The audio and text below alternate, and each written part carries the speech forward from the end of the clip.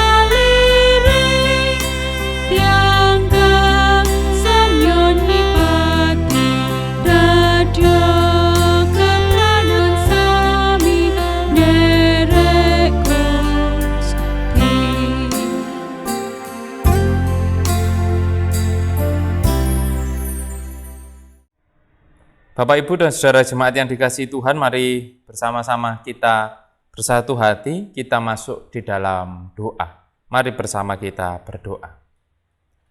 Bapa kami yang di surga, kami bersama-sama mengucap syukur kehadirat-Mu ya Bapa, atas kasih setia, pertolongan, dan juga penyertaan yang senantiasa Tuhan limpahkan di dalam hidup kami. Kami bisa merasakan penyertaan itu melalui kehidupan kami sehari-hari. Hingga saat ini kami bisa berkumpul di tengah-tengah keluarga kami untuk mengadakan ibadah PA. Dan kami juga yakin Tuhan hadir bersama-sama dengan kami, menuntun, menyertai, dan juga memberkati di dalam kami melakukan ibadah ini mulai awal sampai akhir. Bapa, kami juga mohon hikmat, mohon tuntunan Tuhan, supaya kami bisa mengerti di dalam kami akan membaca dan merenungkan kebenaran firman-Mu ini. Terlebih berikan kami kemampuan untuk melakukan kebenaran firman Tuhan ini di dalam kehidupan kami sehari-hari. Demikian Bapa, seru doa permohonan kami, semua kami naikkan hanya di dalam nama Tuhan kami Yesus Kristus. Amin. Mari bersama-sama kita memuji nama Tuhan. Kita pujikan dari Kidung Pasamuan Jawi nomor 144. Kita pujikan bait 1 dan 5, Yen Nunggelan Gusti.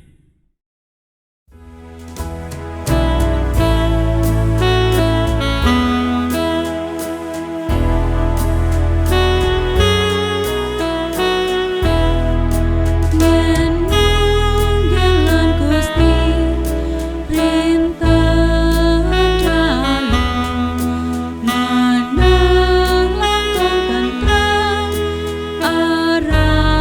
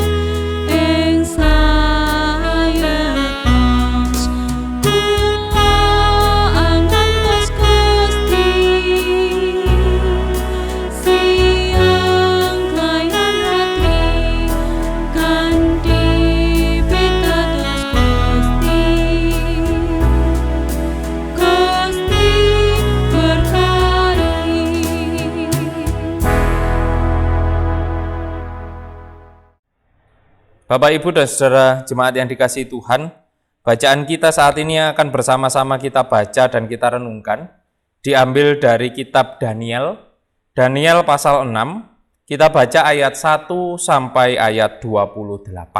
Daniel pasal 6, ayat 1 sampai 28, akan saya bacakan yang demikian bunyi kebenaran firman Tuhan. Darius orang Media menerima pemerintahan ketika ia berumur 62 tahun.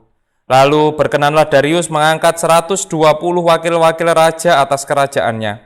Mereka akan ditempatkan di seluruh kerajaan. Membawahi mereka diangkat pula 3 pejabat tinggi, dan Daniel adalah salah satu dari ketiga orang itu. Kepada merekalah para wakil-wakil raja harus memberi pertanggungan jawab, supaya raja jangan dirugikan. Maka Daniel ini melebihi para pejabat tinggi dan para wakil raja itu, karena ia mempunyai roh yang luar biasa, dan raja bermaksud untuk menempatkannya di atas seluruh kerajaannya.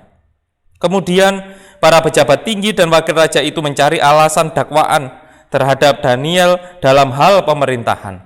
Tetapi mereka tidak mendapat alasan apapun atau sesuatu kesalahan, sebab ia setia dan tidak didapati sesuatu kelalaian atau sesuatu kesalahan padanya. Maka berkatalah orang-orang itu, kita tidak akan mendapat suatu alasan dakwaan terhadap Daniel ini, kecuali dalam hal ibadahnya kepada Allahnya. Kemudian bergegas-gegaslah para pejabat tinggi dan wakil raja itu menghadap raja serta berkata kepadanya, ya Raja Darius, kekallah hidup tuanku. Semua pejabat tinggi kerajaan ini, semua penguasa dan wakil raja, para menteri dan bupati telah mufakat supaya dikeluarkan kiranya suatu penetapan raja dan ditetapkan suatu larangan agar barang siapa yang dalam 30 hari menyampaikan permohonan kepada salah satu dewa atau manusia kecuali kepada tuanku ya raja, maka ia akan dilemparkan ke dalam gua singa. Oleh sebab itu ya raja, keluarkanlah larangan itu dan buatlah suatu surat perintah yang tidak dapat diubah menurut undang-undang orang Media dan Persia, yang tidak dapat dicabut kembali. Sebab itu Raja Darius membuat surat perintah dan larangan itu. Demi didengar Daniel bahwa surat perintah itu telah dibuat, pergilah ia ke rumahnya. Dalam kamar atasnya ada tingkap-tingkap yang terbuka ke arah Yerusalem. 3 kali sehari ia berlutut, berdoa, serta memuji Allahnya seperti yang biasa dilakukannya. Lalu orang-orang itu bergegas-gegas masuk dan mendapati Daniel sedang berdoa dan bermohon kepada Allahnya. Kemudian mereka menghadap raja dan menanyakan kepadanya tentang larangan raja. Bukankah tuanku mengeluarkan suatu larangan supaya setiap orang yang dalam 30 hari menyampaikan permohonan kepada salah satu dewa atau manusia kecuali kepada tuanku ya raja akan dilemparkan ke dalam gua singa? Jawab raja, perkara ini telah pasti menurut undang-undang orang Media dan Persia yang tidak dapat dicabut kembali. Lalu kata mereka kepada raja, Daniel, salah satu orang buangan dari Yehuda, tidak mengindahkan tuanku ya raja, dan tidak mengindahkan larangan yang tuanku keluarkan. Tetapi 3 kali sehari ia mengucapkan doanya. Setelah raja mendengar hal itu, maka sangat sedihlah ia, dan ia mencari jalan untuk melepaskan Daniel. Bahkan sampai matahari masuk, ia masih berusaha menolongnya. Lalu bergegas-gegaslah orang-orang itu menghadap raja serta berkata kepadanya, ketahuilah ya raja, bahwa menurut undang-undang orang Media dan Persia, tidak ada larangan ataupun penetapan yang dikeluarkan raja yang dapat diubah.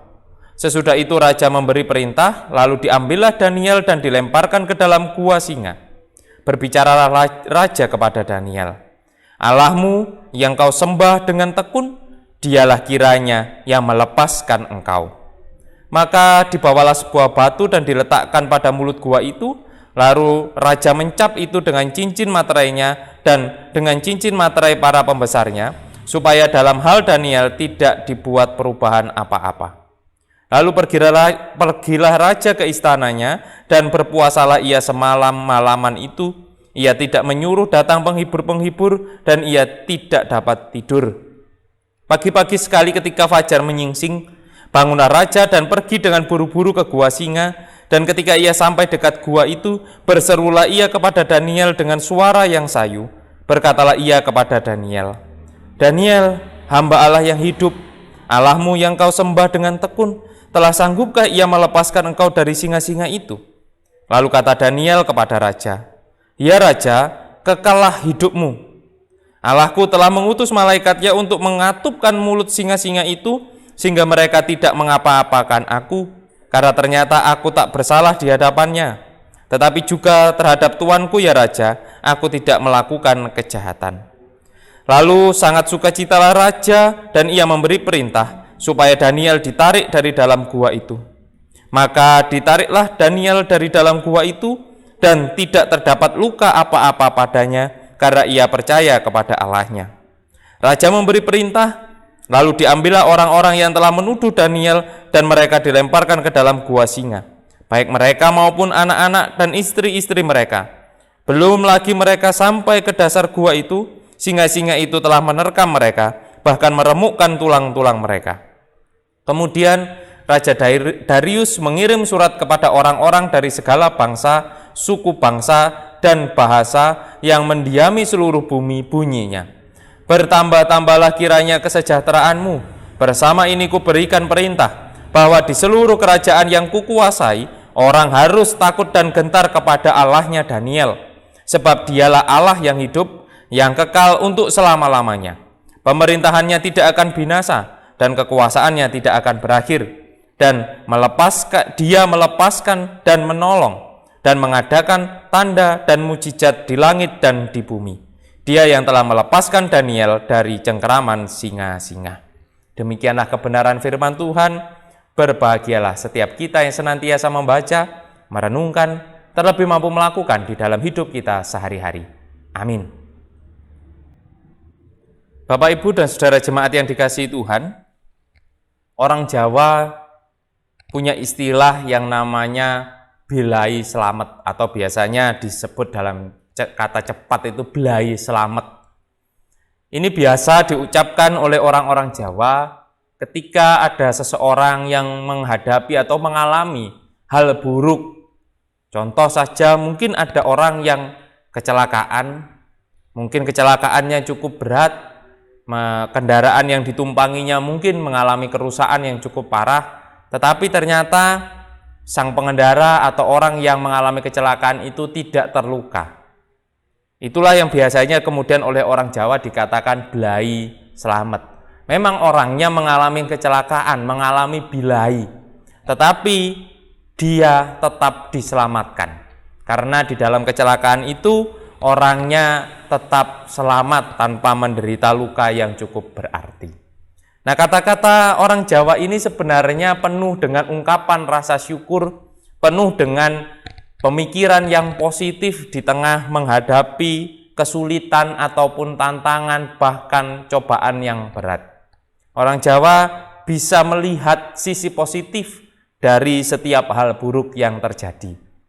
Dan itulah yang menjadi dasar munculnya istilah belai selamat. Meskipun sudah belai, meskipun sudah mengalami kecelakaan atau hal buruk, tetapi masih bisa melihat anugerah, masih bisa melihat hal positif dari kejadian buruk tersebut. Dan inilah juga yang mungkin terjadi di dalam diri Daniel. Daniel ini juga mengalami istilahnya belai selamat. Kenapa demikian? Karena seperti yang sudah kita baca di dalam bacaan kita, cerita yang cukup panjang ini cerita yang sudah mungkin biasa kita dengar sejak kita masih KPAR, sejak kita masih anak-anak, cerita Daniel dimasukkan ke dalam gua singa ini. Daniel di sini ketika masa pemerintahan Raja Darius, memang karena kecakapannya, memang karena ketekunannya di dalam menjalani tugasnya. Seperti yang tertulis tadi, Daniel itu adalah salah satu pejabat tinggi yang membawai para wakil-wakil raja dan pejabat-pejabat tinggi lainnya. Posisi yang sangat baik, posisi yang sangat ideal, tetapi Daniel juga melakukannya dengan sungguh-sungguh, dengan baik. Hingga akhirnya ternyata karena status Daniel ini memang bukan asli orang Media atau orang Persia, melainkan orang buangan dari Yehuda. Inilah yang membuat para pejabat-pejabat tinggi lain itu kemudian merasa iri dengan apa yang dialami atau dimiliki oleh Daniel. Tetapi mereka kemudian juga tidak menemukan celah kesalahan-kesalahan Daniel, kecuali dalam hal ibadah. Seperti yang tertulis di dalam ayat 6 tadi. Kita tidak akan mendapat suatu alasan dakwaan terhadap Daniel ini, kecuali dalam hal ibadahnya kepada Allahnya. Karena memang Daniel tidak mengikuti cara ibadah orang Media dan orang Persia. Daniel tetap teguh pada keyakinannya untuk beribadah kepada Allah. Oleh karena itu pejabat-pejabat lain seperti yang tertulis di ayat 7 dan 10 tadi, mulailah bermufakat buruk untuk kemudian membuat Daniel menjadi dihukum oleh Raja Darius. Pada dasarnya sebenarnya Raja Darius sangat menyayangi Daniel, karena Daniel begitu luar biasa dalam melakukan tugasnya. Tetapi karena memang mufakat buruk, fitnah-fitnah yang diberikan oleh para pejabat tinggi lainnya yang merasa iri ini, pada akhirnya membuat raja mengeluarkan sebuah aturan, yang aturan itu bisa dipakai untuk menghukum Daniel dengan memasukkan Daniel ke gua singa. Dan karena raja juga sudah terlanjur mengeluarkan peraturan yang seperti itu, maka dia pun harus melakukan aturan itu. Karena dia adalah raja yang membuat peraturan itu, meskipun dia melakukannya dengan berat hati. Tetapi raja tetap meyakini bahwa Allahnya Daniel akan menyelamatkan Daniel dari hukuman itu. Seperti yang tertulis tadi di ayat yang ke-17b tadi, berbicaralah raja kepada Daniel, Allahmu yang kau sembah dengan tekun, dialah kiranya yang melepaskan engkau. Raja Darius ini meyakini bahwa Allah Daniel yang disembah oleh Daniel dengan tekun akan melepaskan Daniel. Karena berkaca pada diri Darius sendiri. Darius begitu mengasihi Daniel karena Daniel sangat tekun di dalam menjalani tugasnya. Sangat tekun di dalam menjalani kewajibannya. Dan Raja Darius juga meyakini ketika Daniel tekun beribadah kepada Tuhan, maka Tuhan juga pasti akan mengasihi Daniel seperti Darius mengasihi Daniel. Dan itulah yang kemudian juga terjadi ketika memang Daniel harus dihukum dengan dimasukkan ke gua singa. Toh nyatanya tidak terjadi apa-apa pada Daniel. Selamat, meskipun bilai, Daniel tetap selamat. Kenapa? Karena Allah menolong Daniel. Karena Allah menyelamatkan Daniel dari singa-singa itu.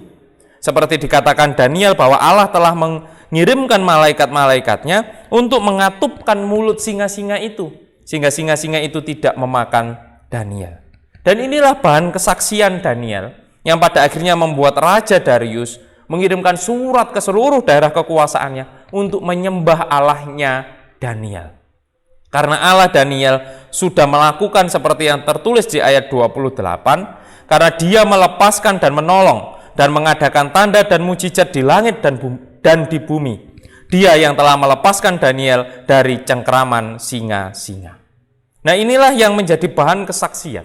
Ketika Daniel tekun melakukan kehendak Tuhan, maka Tuhan pasti akan menyelamatkan. Meskipun banyak yang memfitnah dia, meskipun banyak yang berusaha mencelakai Daniel, tetapi Daniel tetap selamat. Nah, Bapak, Ibu, dan saudara yang dikasihi Tuhan, kita mungkin pernah berada di dalam situasi Daniel.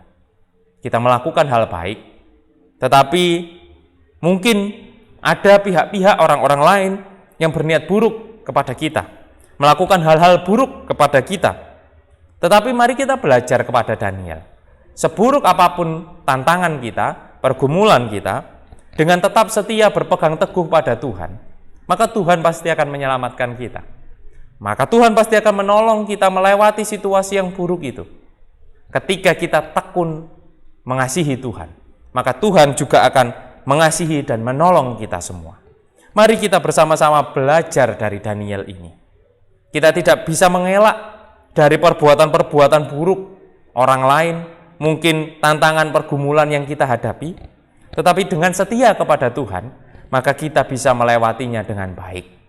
Dan silahkan juga nanti bisa di-sharingkan di dalam keluarga masing-masing, terkait dua pertanyaan, yaitu yang pertama, pernahkah Anda merasakan difitnah atau dituduh melakukan hal yang tidak kita lakukan? Jika memang pernah, lalu menurut Anda bagaimana sebagai orang Kristen kita menghadapi fitnah atau tuduhan yang tidak baik itu? Saya ulangi, pertanyaan yang pertama, pernahkah Anda merasa difitnah atau dituduh melakukan hal yang tidak kita lakukan? Lalu sebagai orang Kristen, bagaimana kita menghadapi fitnah atau tuduhan tidak baik tersebut? Silahkan di-sharingkan bersama-sama dengan keluarga, dan kiranya ini semua bisa membuat kita semakin belajar kepada Daniel untuk tetap setia kepada Tuhan meskipun harus menghadapi tantangan cobaan yang berat. Tuhan memberkati kita semua. Amin. Mari bersama-sama kita sambut dengan kita memuji nama Tuhan. Kita pujikan dari Kidung Pasamuan Jawi nomor 74, bait 1 dan 2, Gusti Mugi Nunggilo.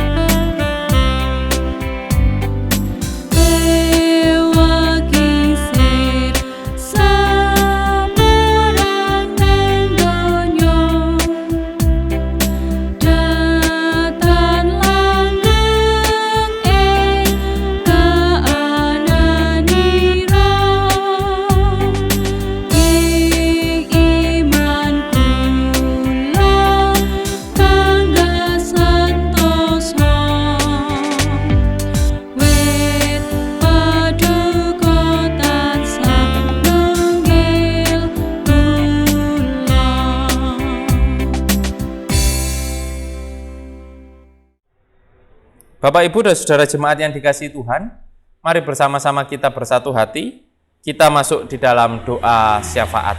Mari bersama-sama kita berdoa. Bapa kami yang di surga, kami mengucap syukur ya Bapa, atas kasih setia, atas pertolongan Tuhan di dalam kehidupan kami. Meskipun mungkin kami di dalam hidup mengalami berbagai-bagai tantangan, tetapi kami meyakini bahwa seperti Tuhan menolong Daniel, Tuhan juga senantiasa menolong dan menyertai kami semua di dalam hidup kami. Dan itu pun juga yang kami harapkan, kiranya Tuhan juga menolong saudara-saudara kami yang saat ini mungkin sedang menderita sakit.